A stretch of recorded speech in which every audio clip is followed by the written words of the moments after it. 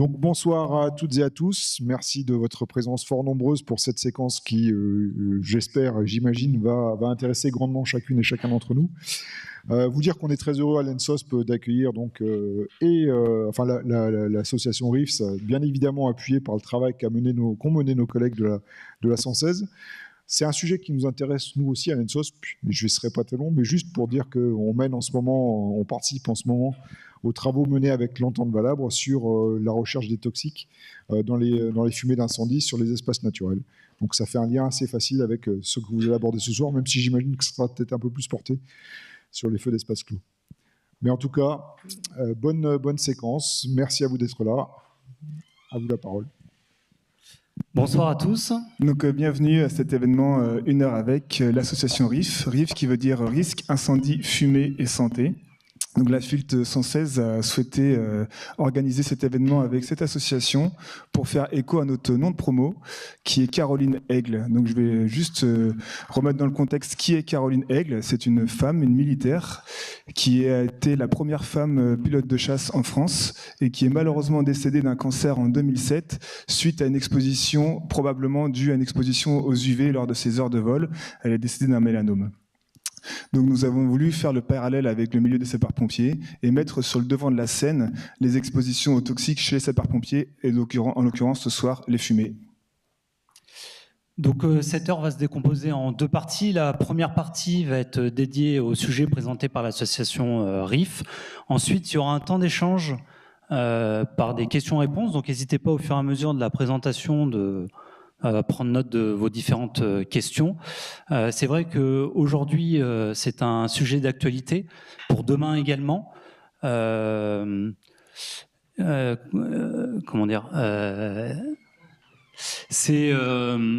y a certains spécialistes qui évoquent qu'une personne sur deux sera un jour confrontée à un cancer dans sa vie. Les sapeurs-pompiers sont sujets et pas mal exposés. Et donc du coup, voilà, c'est un sujet d'actualité. Malgré tout, il y a des bonnes choses, c'est qu'on connaît les différents facteurs. Et le fait de connaître ces différents facteurs, on peut agir, comprendre, et ça permet de faire de la prévention et aussi accompagner nos collègues. Du coup, je vais laisser le micro. On est très content d'accueillir nos trois spécialistes de ce domaine. Je vais vous laisser le micro pour vous présenter. Bonsoir à toutes et à tous. Alors, spécialiste, pas sûr. Je suis Rémi Laurence, sapeur-pompier dans les Yvelines, adjudant-chef, et je suis le président de l'association RIF. Alors, Stéphane Morizot, secrétaire de l'association RIF. Moi, je suis un pompier retraité maintenant. J'ai servi pendant un peu plus de 40 ans, d'abord comme pompier volontaire, puis une carrière professionnelle d'abord dans le département des Yvelines et que j'ai terminé en Charente. Et j'étais assez impliqué dans le domaine de la formation incendie et j'ai eu la chance de participer à des travaux, notamment de rédaction du GNR et à la mission Pourny. Merci, moi je suis Jérémy Pierlot, donc je suis lieutenant-colonel professionnel dans le des Ardennes. Je salue les collègues de FILT des Ardennes. J'ai la chance d'avoir une double casquette, c'est d'être sapeur-pompier professionnel et j'ai aussi la chance d'être enseignant-chercheur, d'avoir un statut de maître de conférence associé à l'université de Reims-Champagne-Ardennes. Donc vous verrez que dans la partie du partage des connaissances scientifiques, c'est un atout et c'est aussi une porte qui nous paraît intéressante. Et on va essayer de passer sur la diapositive pour passer à l'animation WooClap. Et je suis secrétaire adjoint de l'association. Un petit mot.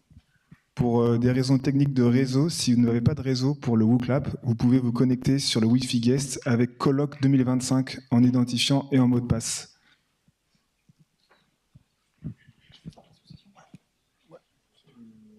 Je monte sur la scène. Alors on va suivre le chiffre qui est indiqué en bas, c'est le nombre de connexions.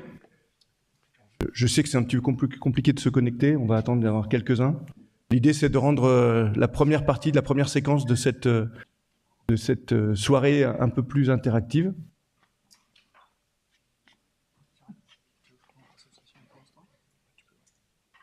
Moi, je vais en profiter un petit peu pour présenter l'association. Donc l'association RIF, c'est une association qui a été créée par des pompiers pour des pompiers. Je m'explique. On est un petit groupe de 8 copains, aujourd'hui dispatchés un petit peu partout en France, tous sapeurs-pompiers. Et nous sommes tous passionnés sur le thème de la formation incendie. Et c'est ce qui nous a d'ailleurs réunis. Et nous sommes tous, ou nous avons été tous, formateurs de formateurs caissons. J'ai même la chance ce soir d'être accompagné de 2 des premiers formateurs caissons français, dont Stéphane Morisot, qui est à l'origine du premier caisson en France. Et c'est d'ailleurs grâce à nos réseaux nationaux et internationaux caissons que nous avons été alertés sur les différentes études qui sont sorties dans le monde et qui mettaient en avant la dangerosité des fumées sur la santé des pompiers. On s'est intéressé au sujet, pour nous ça nous a même passionnés. On a commencé à faire de la sensibilisation auprès des différents collègues autour de nous. On a commencé à réfléchir sur des façons de limiter l'exposition. On a été force de proposition dans nos départements. Et puis, il y a un événement en 2022 qui est resté pour nous sans effet. On en reparlera peut-être un petit peu plus tout à l'heure, mais qui nous a donné l'idée de créer l'association qui a vu le jour en 2023. Alors, on a plein d'objectifs. Néanmoins, on peut en sortir 3. Le premier, c'est de faire de la prévention. C'est ce qu'on fait ce soir. On fait de la prévention primaire. On est là pour vous informer. On est là pour vous expliquer pourquoi les fumées sont dangereuses pour la santé. D'expliquer aussi qu'il n'y a pas de bonne fumée, comme on peut l'entendre parfois, même si le combustible est naturel ou même si les fumées sont blanches. Si je suis sur une combustion incomplète, obligatoirement, les fumées sont toxiques. D'expliquer qu'il faut garder l'aérie, même sur les phases de déblai, même si visuellement il n'y a pas de fumée, tout simplement parce que vous allez avoir pendant des jours, voire des semaines, des productions ou la présence de nanoparticules et de microparticules dont la plupart sont toxiques. Donc, nous sommes vraiment là pour essayer d'échanger, de partager, mais on est là aussi pour essayer de trouver des procédures ou des protocoles afin de limiter l'exposition des pompiers, que ce soit sur intervention ou que ce soit en formation. Le deuxième gros objectif de l'association, c'est d'aider nos adhérents qui sont malades. Ils traversent une période difficile, c'est compliqué pour eux moralement, physiquement, peut-être même financièrement. Eh bien, nous sommes là pour les écouter, parce que bien souvent, ils se sentent seuls. Nous sommes là aussi pour les diriger vers d'autres adhérents qui ont connu ou qui connaissent les mêmes difficultés. Les orienter vers des personnes ou des structures adaptées à leurs besoins. Donc on essaye d'être présent, de les aider, de les soutenir pendant cette période compliquée pour eux. Et le troisième objectif, qui a un rapport avec le deuxième, eh bien, c'est d'essayer de faire reconnaître un certain nombre de cancers en lien avec l'activité pompier. Et le mot activité est extrêmement important parce que, comme vous le savez, nous avons des statuts différents, volontaires, professionnels, militaires, privés. Mais sur ce sujet-là, nous sommes tous concernés. L'association se veut apolitique. On n'est pas affilié, l'association n'est pas affiliée à un syndicat ou à des syndicats. On est prêt à travailler avec toutes les personnes ou toutes les structures qui veulent faire avancer le dossier. Aujourd'hui, nous faisons partie de l'Observatoire de la santé des agents des SIS. Nous avons été reçus au Sénat. Nous avons été reçus à l'Assemblée nationale. Nous travaillons sur des articles, sur des reportages, sur des enquêtes, sur des textes réglementaires.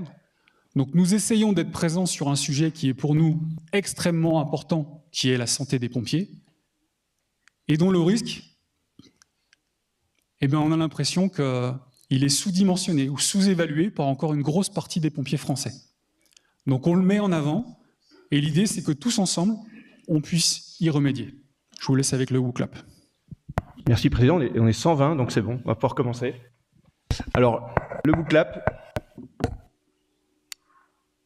l'idée c'est de vous aider à vous positionner, vous, par rapport à vos connaissances, sur ce sujet qui nous concerne tous. Alors normalement, j'ai 120 connexions, on va passer à la première question, normalement qui n'est pas trop difficile. Sur cette première question, vous pouvez répondre plusieurs réponses. Alors comme le format est contraint dans le temps, Vous nous excuserez, mais on n'attendra pas les 120 réponses. Hein. On a 9 questions à faire, et puis un petit peu d'échange derrière. Donc, et je vois que ça répond vite, c'est bien.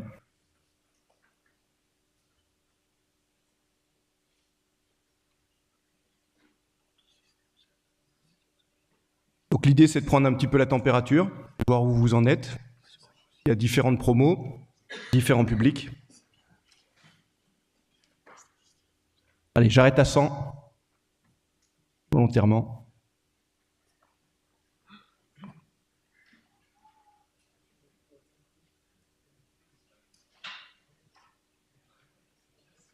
Ça bloque à 91. Allez, hop.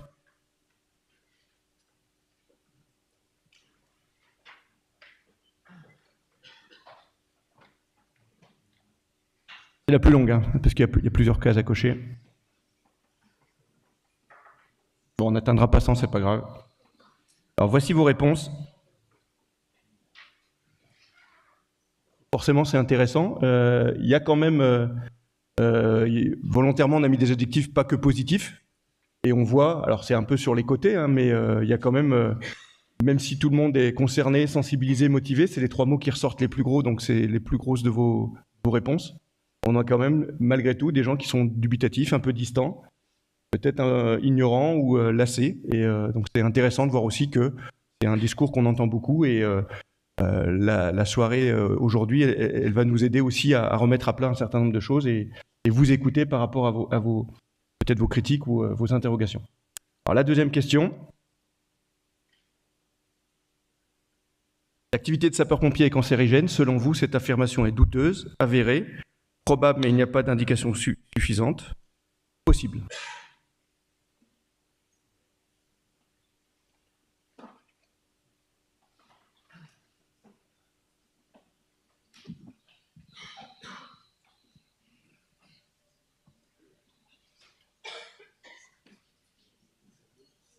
Là, il n'y a qu'une case à cocher.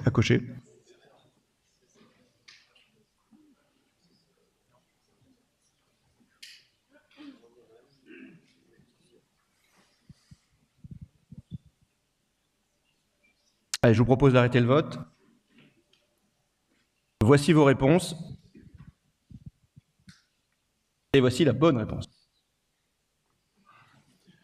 Donc le CIRC, le Centre international de recherche sur le cancer, en 2022 à Lyon, en France, 25 experts, 8 nationalités différentes, pas de français, a déterminé que le métier de sapeur-pompier est avéré cancérogène.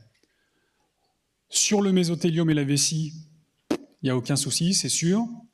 Et on est sur il nous manque encore certaines preuves pour tout ce qui est prostate, testicules, les lymphomes non-hodgkiniens, côlon et les mélanomes de la peau. Néanmoins, ils ont été cités, c'est qu'il y a probablement un lien avec l'activité de pompier et ces cancers-là. Question suivante.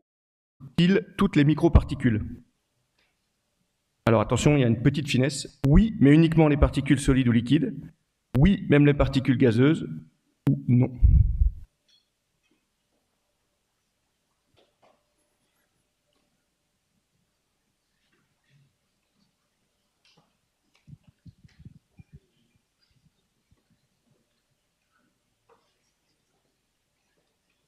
C'est non certificatif.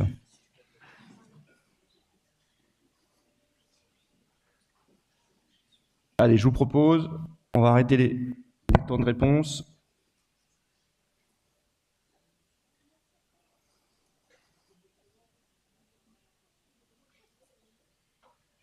Voici vos résultats.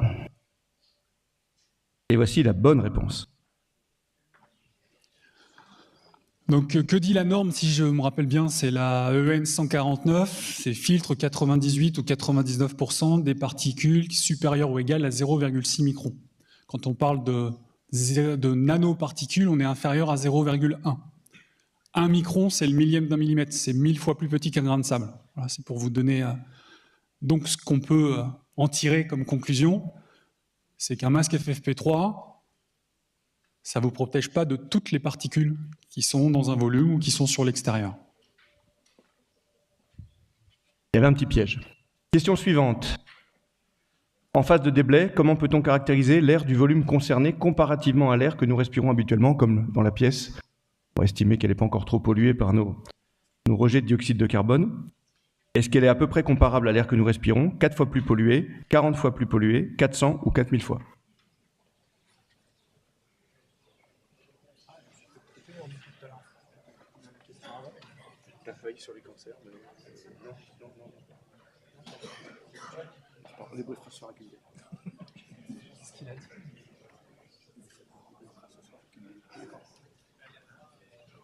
Ah, là je vois qu'il y a un peu de débat. Alors j'arrête les réponses.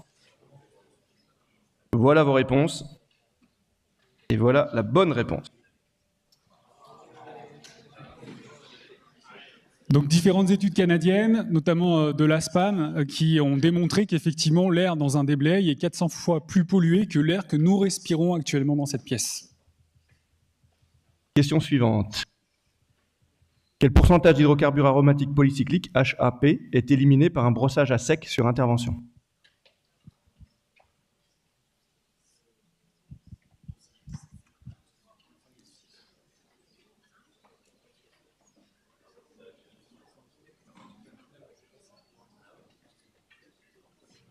Je viens de faire un feu en formation ou sur intervention. Je prends juste une brosse et je me brosse mes affaires. Combien d'HAP, de pourcentage d'HAP je retire? Précisons bien la question, on ne parle pas de tous les polluants solides, on parle uniquement des HAP, puisque c'est ce qui a été testé dans cette étude. On est pas mal en taux de réponse. Voilà vos réponses. Et la réponse correcte était 23. Partons sur un quart. La décompta à sec retire que 23% des HAP de la tenue de feu. Pour faire simple, des HAP, quand ça rentre dans votre organisme, ça colle à votre ADN et avec le temps, ça vient modifier votre ADN. Ça, c'est des autoroutes à cancer.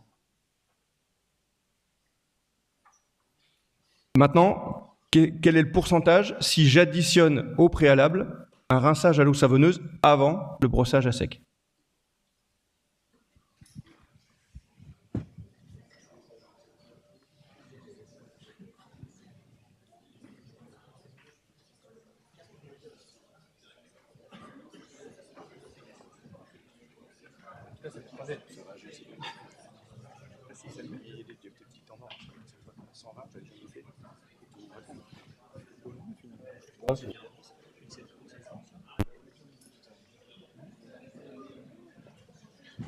Allez, on bloque les réponses.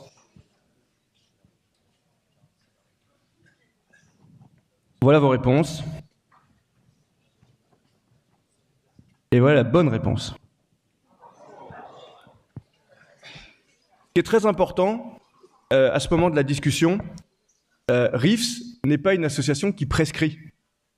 Nous ne mènerons chacun dans votre 10. Déjà parce que ça ne nous appartient pas, déjà parce que ce n'est pas la solution de vous apporter des réponses toutes faites, mais c'est intéressant de connaître certains chiffres. Et j'ai bien redit, on n'est que sur les HAP. Ça veut dire qu'il y a forcément d'autres polluants à traiter. Il ne faut surtout pas sortir de cette question en disant demain, je passe à la LDT, tout ce qui passe, tout ce qui bouge. L'idée, c'est de nous interroger, et vous verrez que dans la complexité de ce qu'on va évoquer ce soir, s'il y avait des réponses toutes faites, vous ne seriez pas là, je ne serais pas là. Et il suffirait de diffuser des infos à tout le monde et on pourrait les mettre en œuvre facilement. Si c'était simple, il n'y aurait pas besoin de nous. Question suivante. Juste, c'est des études canadiennes qui l'ont prouvé, et notamment Sioun qui a fait une étude sur ces tenues, et ces chiffres sortent de là, le 23% et le 85%. Et c'est pour ça que beaucoup de départements ont mis des seaux, une brosse, de l'eau savonneuse, pour qu'on puisse se décontaminer. Petite remarque personnelle, je regarde ça avec beaucoup de circonspection. Et j'ai rien contre aucun fabricant, mais il faut voir aussi la pauvreté des études universitaires dans le domaine. Et c'est vrai que quand on a des financements par des industriels, forcément on a le sourcil qui se lève en disant quelle est la crédibilité des infos, et on manque cruellement d'études universitaires académiques françaises dans le domaine. La dernière question, combien de cancers professionnels concernent spécifiquement l'activité de sapeur-pompier ?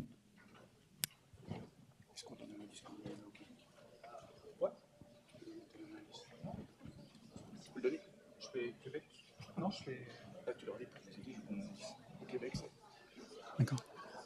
Alors pour vous aider, au Nevada, aux États-Unis, c'est 28. Au Québec, au Canada, la province la plus importante, c'est 21.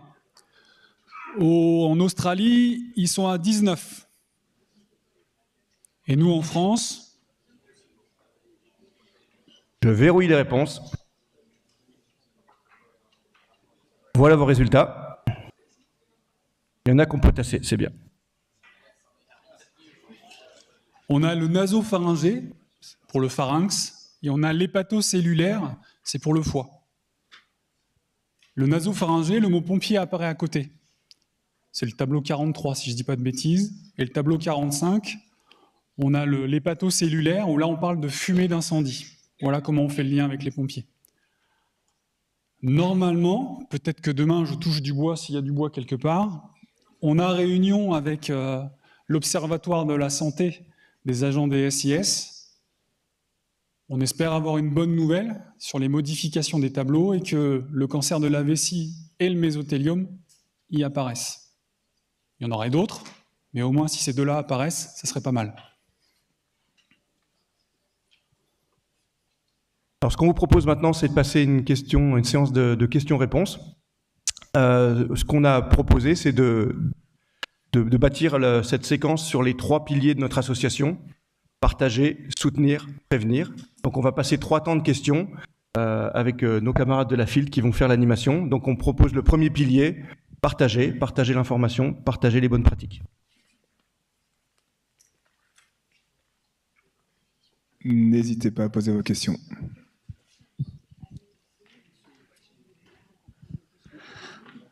Bonsoir et merci pour votre travail et votre partage. On avait parlé du brossage à sec eau savonneuse. Est-ce qu'on a des chiffres de Sioun suite à lavage de veste, et le comparatif également avec les armoires séchantes désinfectantes ozone? Qu'est-ce qu'on a scientifiquement comme données? Parce qu'il y a les données constructeurs, c'est une chose, mais effectivement la science contrarie peut-être les données constructeurs. Et voilà. Enfin, si on sait que des fois c'est lavé, c'est passé à l'ozone et que ça sent encore, est-ce que ça c'est pas un indicateur de bon sens? Merci. De rien.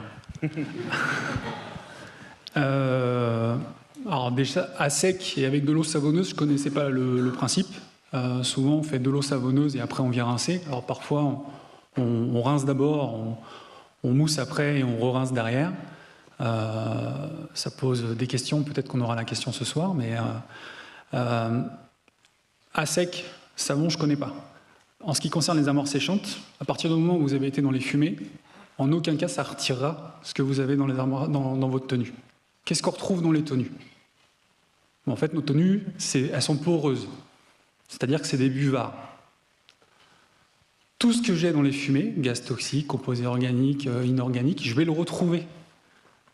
Et ben, l'armoire séchante, ça ne va pas tout retirer. C'est pour ça que dans certains SDIS, on fait un petit peu le tour des SDIS, il y a des protocoles qui font j'ai été que très légèrement dans les fumées, j'ai juste un rinçage à faire avec que de... Par contre, j'ai été longtemps en contact des fumées, il est hors de question que ça aille dans l'armoire séchante, parce qu'en plus, ça contamine l'armoire séchante. Est-ce que j'ai répondu à la question? La machine industrielle, quel pourcentage d'efficacité elle donne, sachant que des fois, elles ressortent, elles sentent encore les tenues. Ouais, alors au Canada, il y avait une période où on disait si ça sent, c'est que c'est contaminé. Aujourd'hui, on revient dessus. Ils sont en train de dire que c'est pas toujours vrai. Et le problème, c'est que c'est des données qu'on n'a pas forcément, et moi je les ai pas en tout cas, je ne sais pas si vous les avez. Mais après, les fabricants, ils peuvent nous dire aussi tout ce qu'ils veulent. Donc, en fait, il faut se méfier. En fait, la question, c'est est-ce qu'on peut comparer différents systèmes de lavage industriel en fonction du processus et des choix qu'a fait l'industriel, et est-ce qu'on peut comparer toutes les tenues? Donc il faudrait regarder le complexage, notamment ce qu'on appelle l'ennoblissement du tissu extérieur. Est-ce que le tissu il a été revêtu d'un matériau qui le rend imperméable, etc. etc. Quel est l'âge de la tenue? Quelle est la porosité de la tenue? Donc forcément, je vais embrayer un sujet qu'on reverra peut-être tout à l'heure, mais c'est aussi, on s'aperçoit aujourd'hui, et certaines études nord-américaines et australiennes le démontrent, c'est que la tenue, même si elle n'est pas exposée au feu, par les traitements qu'on lui fait subir dans la confection, va libérer ce qu'on appelle des PFAS. Vous en avez entendu parler, les polluants éternels.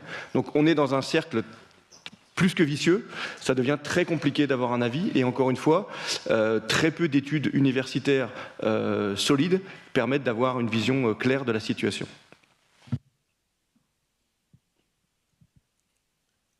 Prochaine question.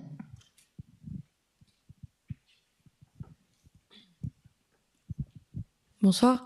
En lien avec ce que vous venez de dire, vous avez parlé d'un temps d'exposition, mais vous avez dit peu ou beaucoup. Ma question, c'est qu'est-ce qu'on appelle peu et qu'est-ce qu'on appelle beaucoup?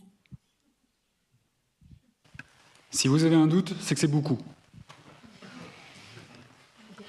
En gros, il ne faut pas trop se prendre la tête. Je n'ai pas été en contact des fumées, je n'ai pas de décompta à faire. Je fais un feu de poubelle, j'étais légèrement dans les fumées, mais je n'y suis pas resté très longtemps. L'idée, ça pourrait être juste un coup d'eau sur la tenue de feu. Et derrière, pour ceux qui en ont, armoire séchante, ou je la mets à sécher, etc., etc.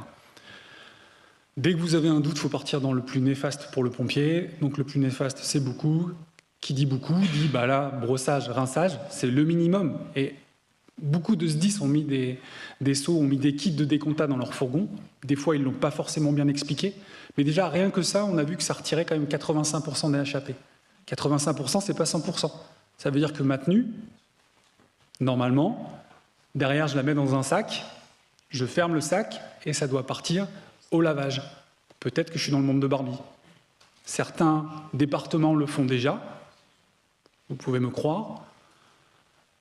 Après, à nous de voir ce qu'on peut mettre en place pour justement quand même limiter cette exposition. Voilà. Ce qu'il faut bien comprendre, c'est que c'est des buvards, tout ce qui rentre dedans, ça va ressortir sur la première journée, sur des semaines. Si j'ai de la suie, tant que la suie elle reste sur ma tenue de feu, elle va continuer à me contaminer. Et nous, le souci qu'on a, volontaires, professionnels, militaires ou privés, c'est que des feux, on va en faire qu'un en cours de notre carrière. C'est qu'on va en faire plusieurs. Et le petit peu d'exposition, plus le petit peu, plus le petit peu, plus le petit peu, et ben à la fin, ça peut faire un gros beaucoup pour la santé.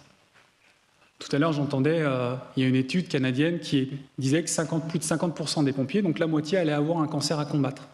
Si je prends les États-Unis, c'est même les 2/3. Il va falloir qu'on prenne les choses en main. Une autre question? Merci. Bonjour à tous. Deux petites questions, si vous le permettez. Sur le Fonds national de la CNRACL concernant les cagoules filtrantes, votre avis, les études qui ne sont pas totalement efficaces apparemment par rapport à ça. Et une deuxième question sur les préconisations de la DG en lien avec le SDIS 77, sur la durée des activités des formateurs caissons, qui doit être statué théoriquement par les 3 SM au 1er janvier l'année prochaine.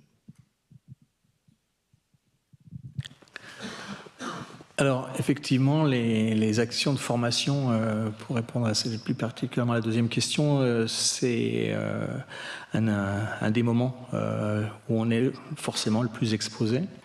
Donc, cette notion de cumul est importante et effectivement, une des réponses, une des solutions possibles, ça va être de diminuer la durée de la carrière du formateur.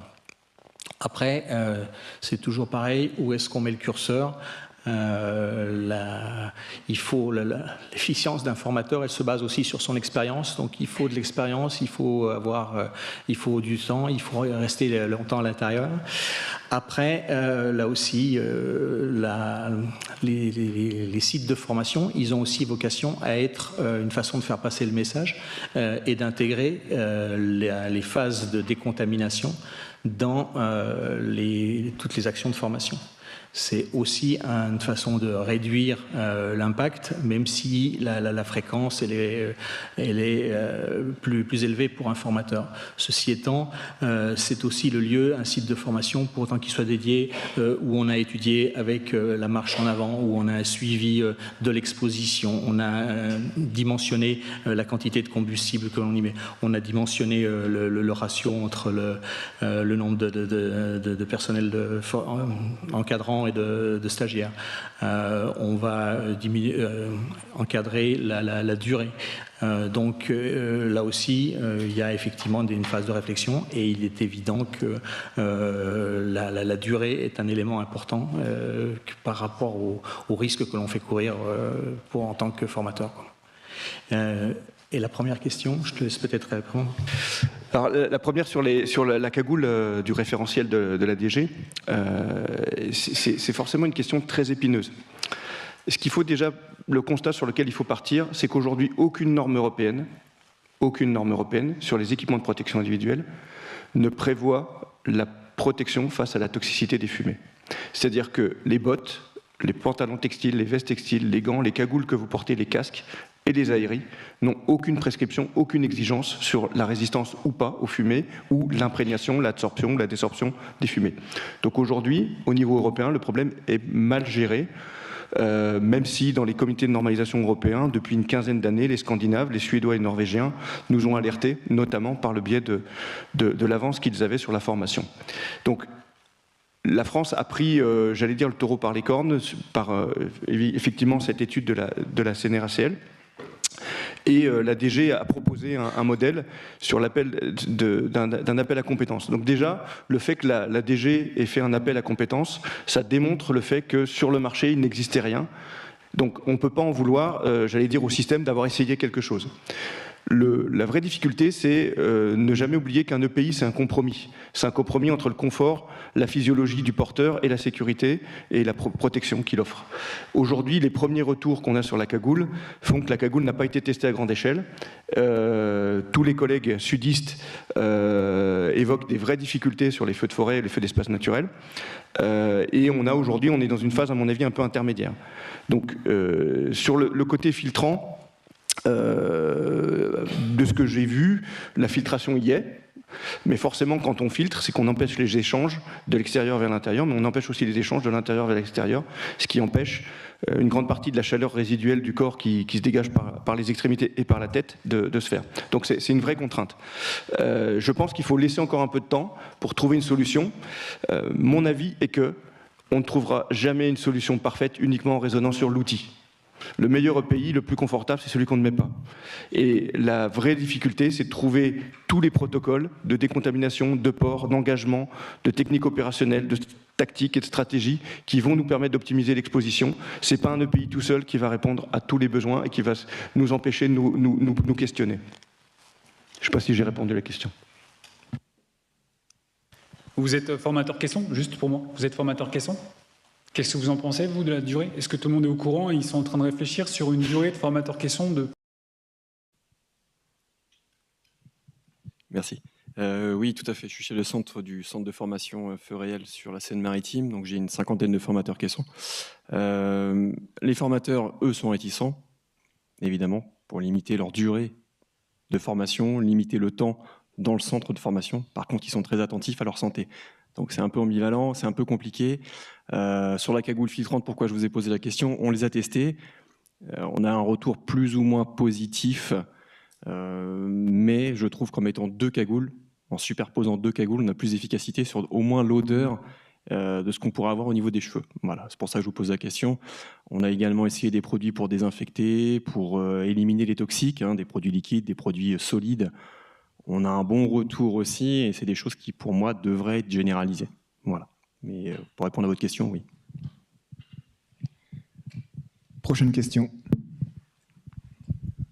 Oui, on a abordé beaucoup le sujet des EPI. Pourtant, en prévention, on dit que les EPI, c'est le dernier des remparts. Est-ce que est-ce que d'autres mesures de prévention plus réelles ont été pensées, même si ça supposerait supprimer le risque? Je pense que c'est pas possible. Mais est-ce que vous vous orientez sur ce genre de sujet dans vos recherches? Et alors ça, c'est un sujet passionnant. Je pense qu'il faudra une deuxième heure avec. Et on peut parler sur un sujet qui me tient très à cœur, c'est l'application des principes généraux de prévention dans les SDIS.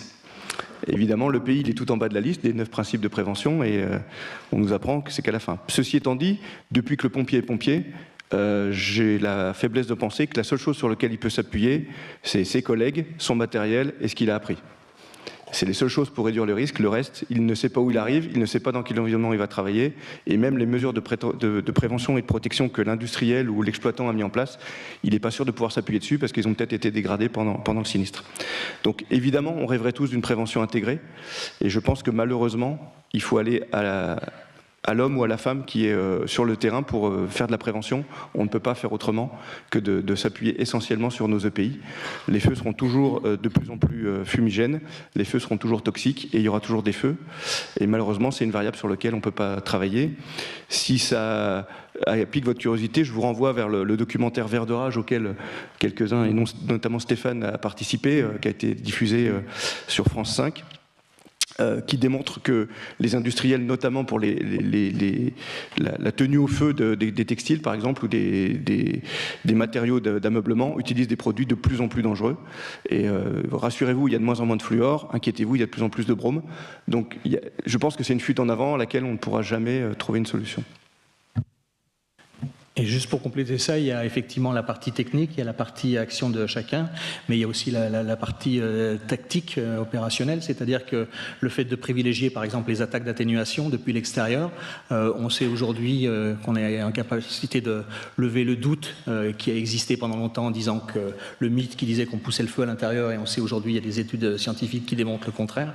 Et donc fort de tout ça, c'est aussi une façon de faire qui permet d'avoir une action beaucoup plus rapide sur le feu, d'en réduire la puissance et puis surtout de limiter l'exposition des personnels dédiés à l'attaque à ces feux, puisque la phase finale sera forcément moins fumigène, moins active, et donc limitera là aussi l'exposition, mais la limitera.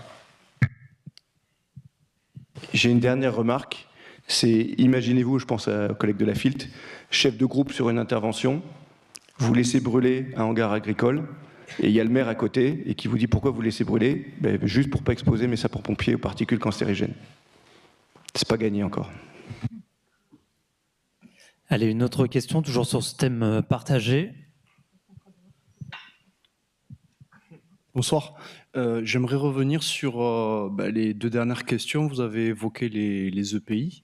Ça me fait rebondir donc sur la question notamment du port de la barbe, avant même de parler d'EPI. Et pourquoi pas, pour pas stigmatiser que les garçons, le fait d'avoir les cheveux longs éventuellement, est-ce que ça fixe davantage? Est-ce qu'on a des retours sur la toxicité des fumées directement sur ces parties-là du corps? Bon.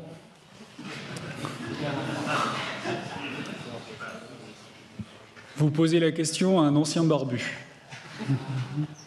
Et j'ai écrit la note dans les Yvelines, j'ai participé à l'écriture comme quoi il fallait plus de barbe chez les pompiers. Au niveau étanchéité, au niveau contamination, parce que c'est un nid à contaminants, on n'est pas bon.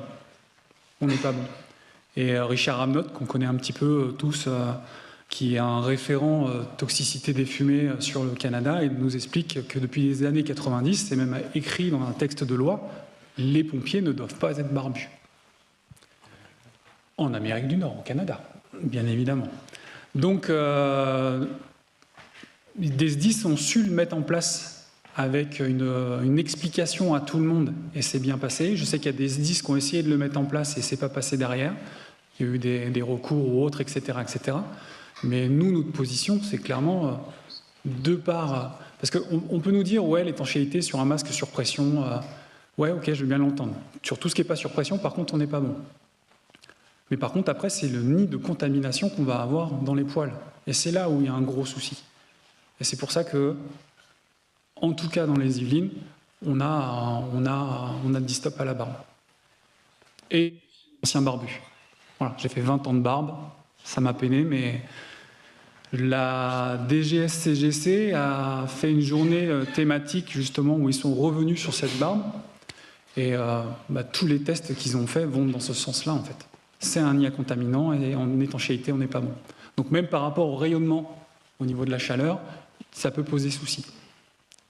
Vous allez me dire, oui mais la barbe d'une journée ou deux ou quelque chose, etc., etc. Les Scandinaves, depuis les années 90, ils se rasent la veille pour éviter les lésions, pour que quand ils prennent leur garde, il n'y ait plus ces lésions et qu'ils ne soient pas contaminés.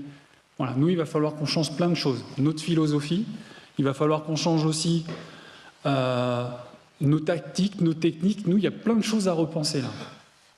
Ben, il faut qu'on y arrive tous ensemble. Et je sais que le fait qu'on soit départementalisé, ben, c'est plutôt compliqué.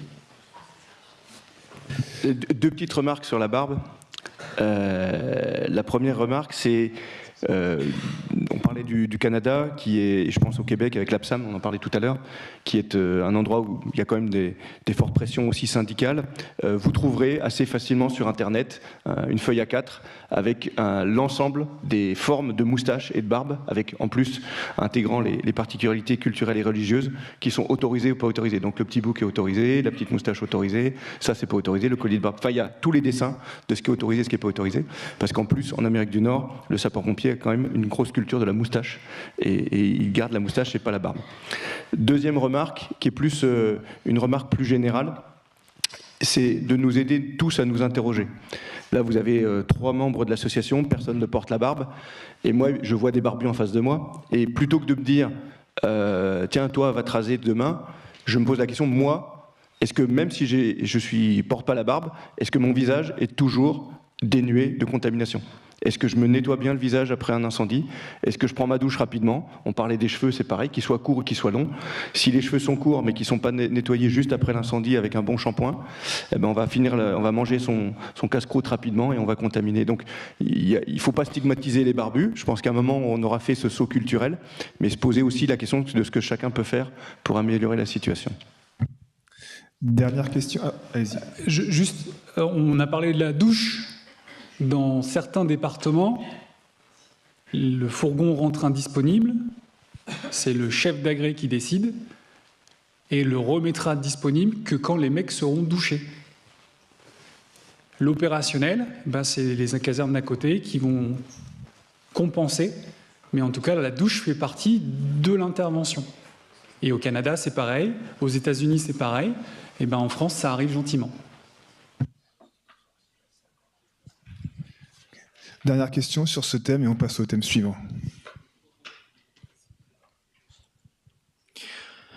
Pour revenir un petit peu sur l'exemple que vous nous avez exposé, et effectivement, en tant que Filtar, la réflexion à mener sur demain, faut vendre cette situation à un élu. Là, on réfléchit entre nous dans un monde sapeur-pompier, mais sur une vision un peu plus macro. Qu'est-ce qui est fait au niveau des élus ou des choses comme ça, en tant qu'information dans le cadre de leur formation d'élus ou de partenaires en tout cas? La réponse que je ferai, elle est un peu vive, c'est de dire c'est le problème des pompiers et que le problème des pompiers. C'est le problème des présidents de CASDIS et des directeurs de département, des directeurs départementaux. Là, j'allais dire, c'est une position employeur-salarié. Donc c'est uniquement à l'intérieur du SDIS qu'il faut raisonner. Par contre, si vous parlez à un élu de la protection et de la prévention des salariés, il sait ce que c'est. Par contre, il faut amener cette logique de cancer. Mais plus largement, j'aurais une vision sur les risques chroniques. Nous, les sapeurs-pompiers, on est plutôt à l'aise avec le risque aigu. Si je risque de tomber d'une fenêtre, je mets un lot de sauvetage. Si je risque de me brûler, je mets une tenue de feu. Par contre, l'exposition chronique, c'est là où on est les moins à l'aise. Parce qu'on n'y fait pas attention, parce que ça est moins visible. Et je mets à peu près sur le même niveau les cancers, les risques cardiovasculaires et le bruit, par exemple. Aujourd'hui, c'est des risques chroniques. On s'expose petit à petit et on ne fait pas grand-chose. Donc, je pense qu'avant d'aller voir vers les élus, on a un vrai travail à faire sur nous-mêmes. Juste pour compléter, promis, après j'arrête.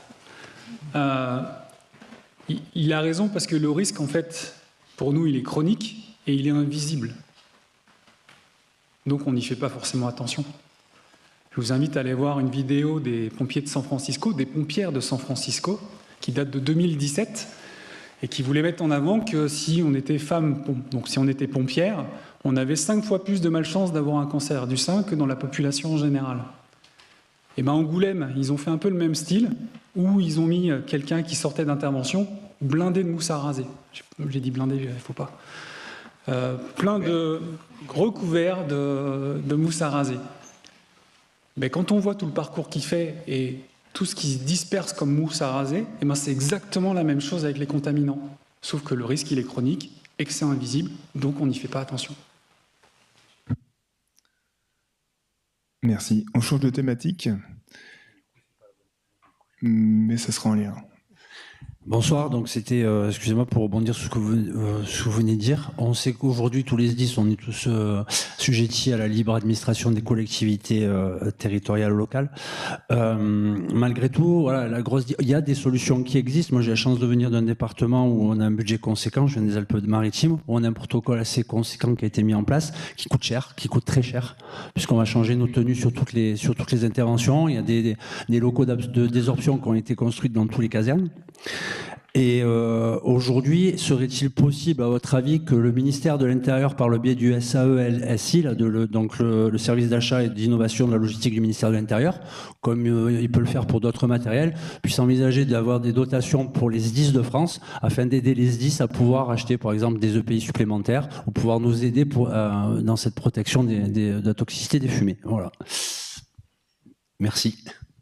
On n'est vraiment pas les mieux placés pour répondre à la question. Mais comme je ne me défausse pas, je dirais, votons tous pour un pacte capacitaire sur la toxicité des fumées. Merci. Avez-vous des questions sur la thématique soutenir? Allez.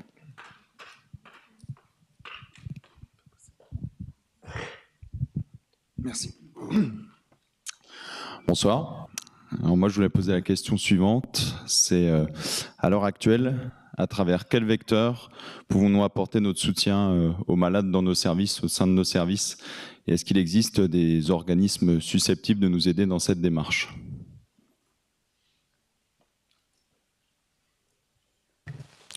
Alors, une des ressources, ça peut être l'association, effectivement, puisque c'est un des buts d'avoir, de fédérer, de mettre le maximum de monde autour par rapport à ça. Après, il est évident que lorsque ça vous arrive, et j'ai une petite idée de la question, vous êtes un petit peu démunis.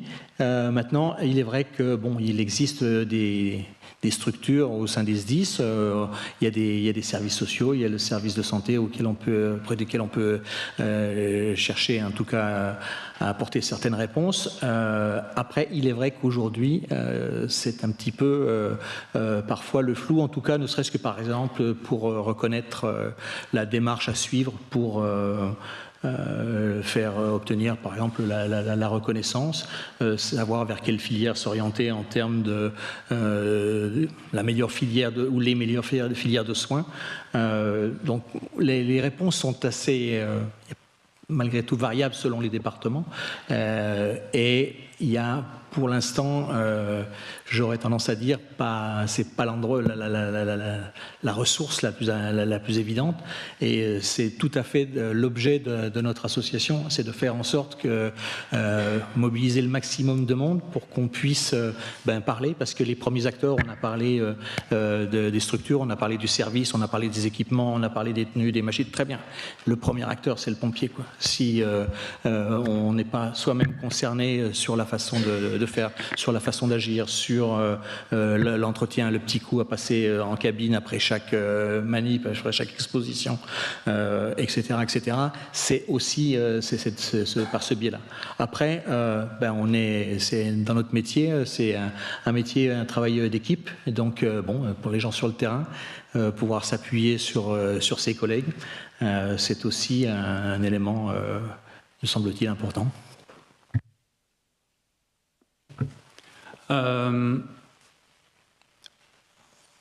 C'est extrêmement difficile, et pour en avoir plusieurs souvent au téléphone, des adhérents qui sont malades, même quand le SDIS est derrière eux, c'est extrêmement compliqué pour faire reconnaître leur cancer.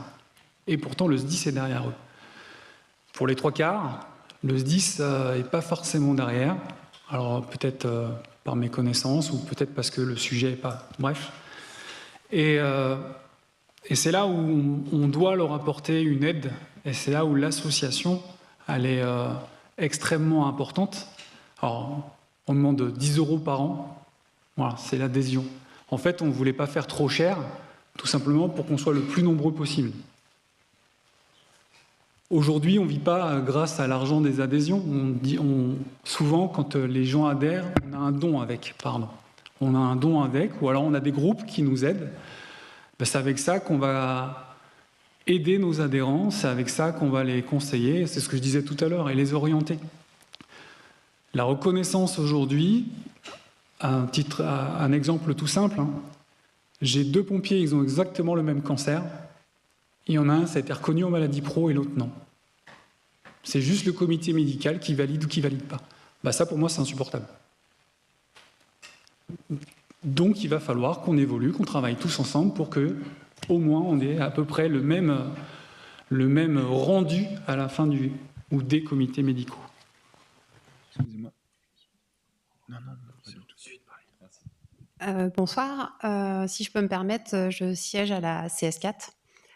Je ne sais pas si ça vous parle, la commission spécialisée justement pour la reconnaissance des maladies pro. Donc la réunion s'est tenue vendredi sur justement tout ce qui est tableau sur le régime général, le 16 bis et le 30, où les organisations patronales et syndicales ont donné un avis favorable sur le cancer de la vessie et du mésothélium. Par la suite, je siège à cette commission et il a été vu pour que la prochaine réunion au mois de décembre, on puisse parler d'élargir les maladies professionnelles pour les sapeurs-pompiers.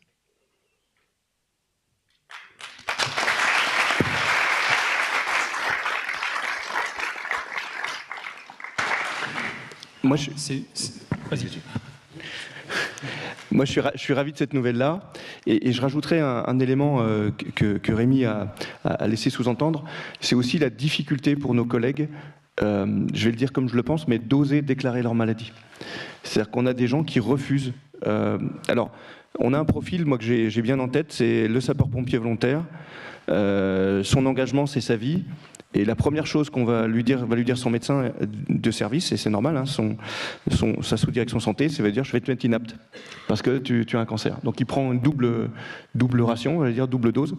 Et parfois on a des gens qui disent moi je préfère pas le déclarer parce que sinon je vais avoir pas mal d'ennuis. Et donc là où on a des cancers qui pourraient être peut-être pris en compte et pris en charge plus tôt, on va laisser les situations se dégrader. Et la deuxième remarque, c'est qu'on a quand même une image très virile, très masculine, et parfois, je vous renvoie aussi vers le reportage Vert de rage, où on a un jeune collègue qui a un cancer des testicules, et forcément, c'est compliqué, parce que c'est compliqué d'arriver à la caserne en disant j'ai un cancer des testicules. Et il faut aussi qu'on apprenne, nous, à dédramatiser, pas dédramatiser, mais à accepter, plutôt que dédramatiser, à accepter les collègues qui ont ces maladies-là. Et moi, je crois beaucoup à une action qui s'appelle Movember, où on parle un peu des cancers masculins, on parle un peu des maladies masculines, parce que c'est compliqué d'avoir cette vision-là. Et à titre d'exemple, au Canada, l'ensemble de la profession a fait le mois de janvier comme étant le mois des cancers professionnels, le mois d'action des cancers professionnels chez les sapeurs-pompiers. Moi, j'ai une question à vous poser. Souvent, on les envoie vers des médecins experts, qui ne sont pas du tout experts dans le domaine où ils sont concernés. Et là, j'ai vraiment du mal à comprendre le système, en fait. Alors, normalement, quand on envoie en expertise, on doit leur proposer 2 noms d'experts. Ensuite, ce qui n'est pas forcément fait, c'est qu'ils peuvent demander une contre-expertise, et ensuite, c'est envoyé au comité pour le centre de gestion.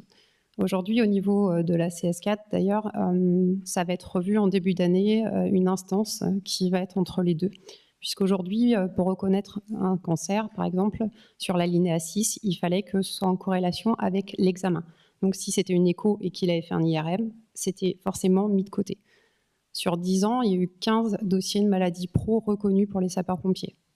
Donc ça va évoluer, mais c'est vrai qu'étant à la sous-direction santé, c'est un plus pour moi, justement, d'aider mes collègues à aller déclarer les maladies professionnelles. Mais c'est vraiment un plus, et à la CS4, avant mon arrivée, il n'y avait pas de pompiers pour défendre le dossier.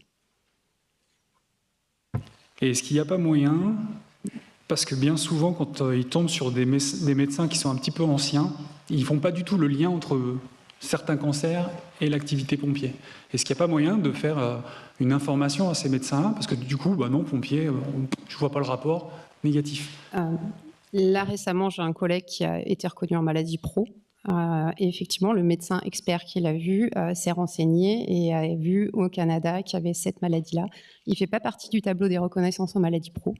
Donc après, à voir si le SDIS va accepter cette reconnaissance. Mais voilà, ça évolue, mais il ne faut rien lâcher. Il faut vraiment aller toujours, même si le dossier est rebooté, continuer la démarche pour aller à l'autre instance. Parce qu'aujourd'hui, les médecins experts de la C2RMP sont des médecins payés par la CPAM. Donc forcément, il y a des points positifs et des points négatifs. Merci. Dernière question sur cette partie. Oui, alors, juste, pardon, pour le soutien, quand on a un adhérent qui tombe malade et qui, justement, l'association RIF va lui donner, et on a un site internet où c'est ouvert à tout le monde. Vous n'êtes même pas obligé d'être adhérent. Tout le monde peut piocher dedans. Il y a une multitude de documents, notamment de comment je dois déclarer mon cancer, si je suis pro, si je suis volontaire, si je suis militaire, qu'est-ce que je dois fournir comme documentation. Et quand on sait au téléphone, bien souvent par rapport à leur cancer, on va leur donner toutes les études qu'on a dans d'autres pays. Parce qu'en gros, en France, on n'a que l'ANSES qui a confirmé les études mondiales, mais c'est tout ce qu'on a aujourd'hui en France. Pour justement, quand il arrive sur ce comité médical, quand il arrive sur ce médecin expert, qu'il arrive avec un dossier plein. Bonsoir. J'essaie d'être à cheval sur les deux thématiques, mais vraiment dans le but de soutenir. N'y a-t-il pas aujourd'hui des technologies ou des éléments, des équipements, je sais que certains équipementiers travaillent dessus, qui pourraient permettre, notamment aux sous-directions de santé ou en tout cas à nos services, de pouvoir mieux cibler le nombre de fois qu'un agent, par exemple, a été exposé aux fumées, ce qui permet dans un dossier, parce qu'aujourd'hui un pompier, moi qui ai peut-être 24 ans de botte ou 30 ans, 40 ans de botte, pouvoir déjà déterminer que j'ai fait tant d'incendies dans ma carrière, c'est compliqué. Est-ce qu'il y a des éléments aujourd'hui qui pourraient à terme permettre justement de mieux étoffer ce genre de dossier d'agents qui pourraient être impactés par ces maladies et donner une plus grande facilité au traitement? C'est tout l'enjeu actuellement, puisque tous les SDIS planchent actuellement sur la mesure de l'exposition et la traçabilité de cette exposition. Tout d'abord en vue de donner un descriptif précis de l'exposition en fin de carrière, ce qui est un vrai enjeu du Code du travail, qui est rarement respecté, et d'avoir, en prévision de la modification des tableaux, la capacité de démontrer. Alors les tableaux, il faut être exposé à un type d'activité pendant un certain temps et déclarer la maladie depuis un certain temps. Donc c'est vraiment vers ça qu'on veut, c'est d'être en capacité de démontrer le moment venu l'exposition. Ceci étant dit, moi j'ai quand même deux petites difficultés par rapport à ça. La première, c'est que quand on connaît la variabilité des incendies, quand on connaît la polyvalence des sapeurs-pompiers, quand on sait le nombre de composés chimiques que peut dégager un incendie selon ce qui brûle, selon la ventilation, selon la nature des actions qui ont été menées, c'est très compliqué de mesurer une exposition de manière précise. Il y a des dizaines, des centaines, des milliers de composants chimiques qui se libèrent dans chaque incendie et, à mon avis, on est à la limite de ce qu'on sait mesurer. Et la deuxième limite, elle est beaucoup plus théorique, c'est une limite simple. Les cancers sont des maladies qu'on appelle, c'est-à-dire que je suis incapable de dire si tu prends telle dose de fumée, tu n'auras jamais de cancer. Donc une exposition peut, en théorie, donner un cancer. Donc l'idée, c'est de réduire l'exposition au strict minimum et malheureusement, mesurer l'exposition est peut-être une voie, on va regarder ce que donnera la technologie dans les années à venir, mais une voie qu'il faut investiguer, à mon avis, avec beaucoup de prudence. Merci. On continue sur les dernières questions. Les trois thématiques se recoupent, les questions aussi. Donc n'hésitez pas pour les dernières questions sur la thématique prévenir.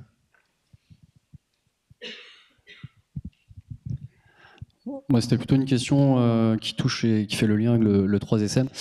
Qu'en est-il des visites de fin de service pour les activités pompiers volontaires à pompiers professionnels? Puisqu'effectivement, peut-être que le risque, il est ciblé sur les tranches d'âge qui ont plusieurs années d'expérience, qui ont fait moins de prévention qu'on peut mettre en place aujourd'hui. Et on parlait de certains médecins qui n'étaient pas forcément informés, un médecin traitant qui n'est pas forcément informé des risques de l'activité d'un sapeur-pompier volontaire. Et est-ce qu'il y a des bonnes pratiques comme des courriers transmis aux médecins de famille pour informer du suivi des patients, pompiers volontaires en retraite, par exemple? Je crois que c'est très départementalisé. Alors normalement, on est considéré comme travailleur CMR. Enfin, pas travailleur CMR, mais on est sujet à du CMR. Donc on devrait avoir une visite médicale à la fin de notre carrière. Alors, allez-y, monsieur. Oui, si je peux, hein, le décret et l'arrêté du 10 avril 2025 a instauré la visite de fin de carrière pour les sapeurs-pompiers professionnels et la visite de fin d'engagement pour les sapeurs-pompiers volontaires. Donc c'est à mettre en place, parce qu'évidemment, vous savez tous que les sous-directions santé ne sont pas obligatoirement là tout de suite complètement organisées pour faire ça, mais c'est dans la réglementation et tous les SDIS et tous les SDS vont s'orienter vers ça.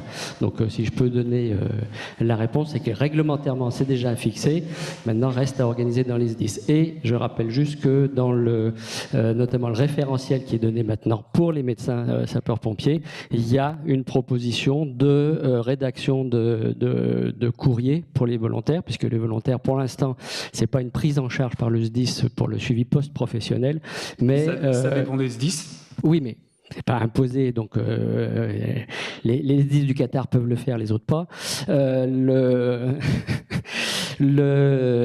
Pour le reste, justement, on renvoie vers le médecin traitant, mais on lui fait justement un courrier. Et il y a un modèle de courrier qui est proposé, justement, pour indiquer les différentes expositions qu'il y a dans ce qu'on connaît et les propositions de suivi sur les différentes pathologies. Voilà.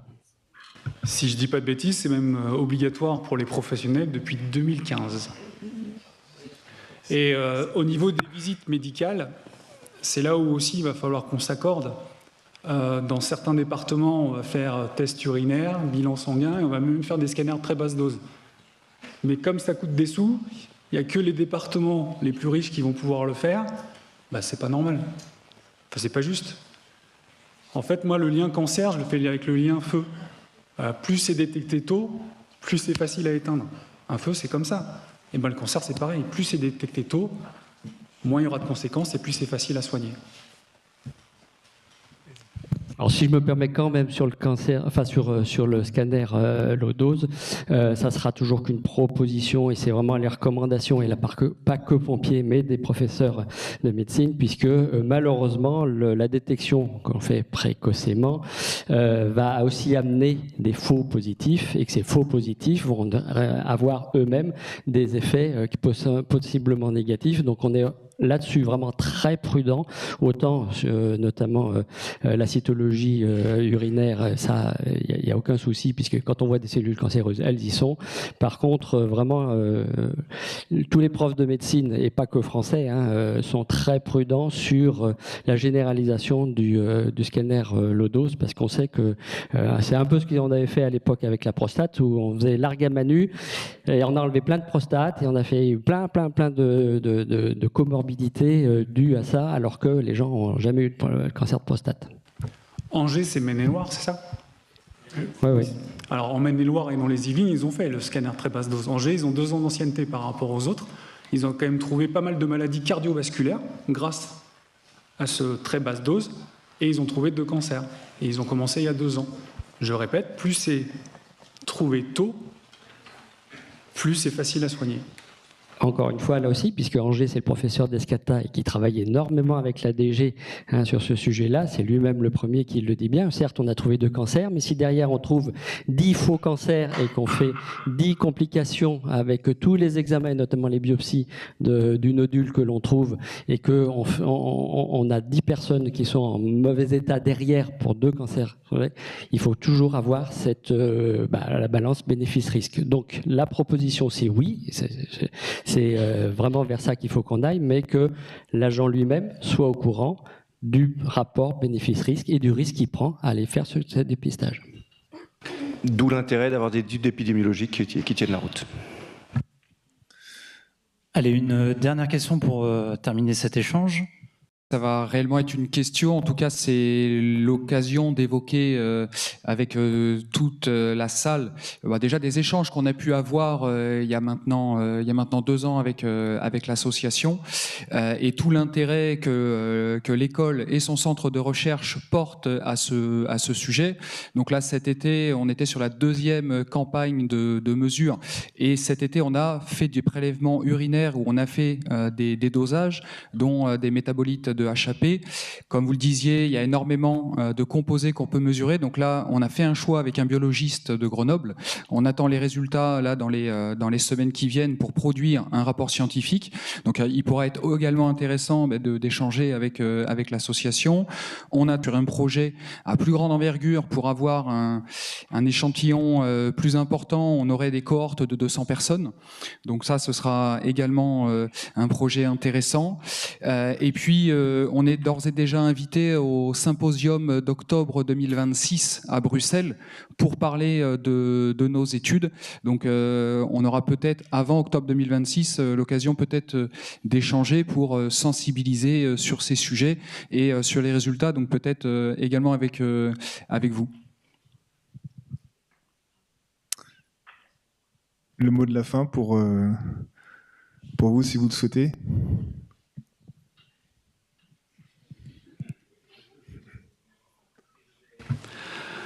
Bon, déjà, un grand merci de nous avoir reçus au niveau de l'école départementale nationale. Je n'ai pas l'habitude.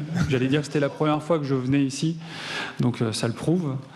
Un grand merci à vous de nous recevoir. On avait effectivement essayé il y a quelques années de s'associer à différents travaux. Alors je sais que les formateurs ici qui Incendie ont retravaillé sur l'élaboration du parcours lieutenant et capitaine, si j'ai bien compris. Et ils ont tous parlé de la toxicité des fumées, comme quoi c'était quelque chose d'extrêmement important. Donc ça, déjà, c'est déjà beaucoup. Donc un grand merci à la FILT, sans cesse de nous avoir invités. On aurait bien aimé que ce soit plus long, on aurait tellement de choses à vous dire, etc., etc. Bien évidemment, après, s'il y en a qui ont des questions, vous pouvez venir nous voir. On a mis des petits flyers à votre droite, là-bas, pour l'association. Si vous avez envie d'adhérer pour nous aider, n'hésitez pas. Vous scannez le petit code barre et vous êtes adhérent pour l'année 2025. Pour moi, j'en ai terminé. Si tu veux rajouter quelque chose. Mais en tout cas, un grand merci de nous faire venir ici parce que je vais parler de moi juste 2 secondes. J'ai commencé en 2013-2014 à faire des informations. Qu'on arrive à l'école aujourd'hui, à la grande école, voilà, c'est que les choses avancent. Qu'on arrive à reconnaître enfin la vessie et les mésothéliums, on voit que les choses avancent. C'est extrêmement long, mais ça avance. Donc, on y croit encore. On va se battre pour. Et puis, on a beaucoup parlé de cancer. Maintenant, là, il y a un autre sujet, mais ça ne sera pas le nôtre. Mais les maladies cardiovasculaires, c'est un gros dossier aussi chez les pompiers. Merci à vous. Merci.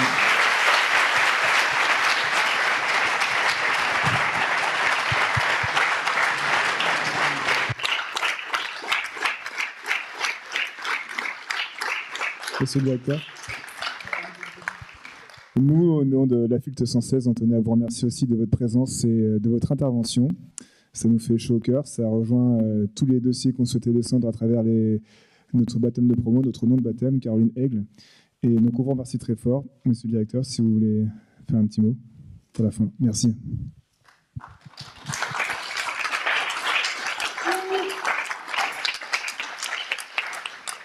Juste pour clôturer, remercie bien évidemment les collègues de la 116 qui ont organisé ça, parce que si vous êtes ici aussi, c'est bien parce qu'à un moment, ils ont fait en sorte qu'on puisse monter cette séquence. Merci à l'équipe d'animation qui aussi a été là à vos côtés. Et en complément des propos du colonel Stéphik, dire qu'on travaille actuellement, et ça devrait déboucher au 1er janvier, sur la création d'une chaire en santé de sécurité civile, ce qui, j'espère, devrait permettre de faciliter tous les travaux qu'on a à faire en termes épidémiologiques en particulier, parce qu'effectivement, aujourd'hui, on a parlé beaucoup d'études nord-américaines, mais ça serait intéressant d'avoir aussi quelques études françaises, même si on y travaille, qu'on devrait pouvoir produire déjà quelques éléments très rapidement. En tout cas, merci de votre présence. Je pense que la nature des débats et des questions qui ont été posées ont montré que c'était un sujet qui intéressait, au-delà d'être un sujet d'actualité. Et bien, je vous invite aussi à continuer les échanges, peut-être pour certains au foyer, pour d'autres à la restauration avec vous. Mais en tout état de cause, profitez bien de ces moments. Merci à tous.